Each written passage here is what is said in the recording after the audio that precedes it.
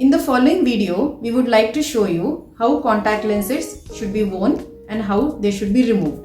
This video would be mainly useful for those who are beginners, so please follow these instructions carefully. Thank you.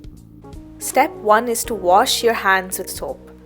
Make sure you wash your hands every time before you remove your contact lenses or put on your contact lenses. Once you are done washing your hands, make sure to pat it dry because contact lenses are not supposed to come in contact with water. Step 2 is to remove the contact lens from the case. When removing the contact lens, turn it upside down and balance it onto your middle finger of your dominant hand.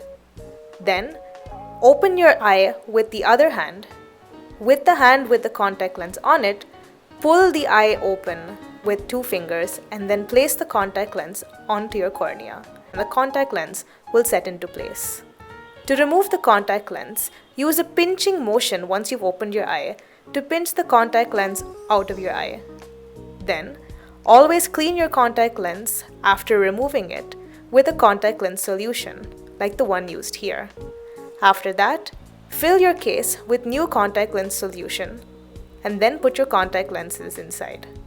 To learn more about contact lens do's and don'ts, head to our video on our YouTube channel.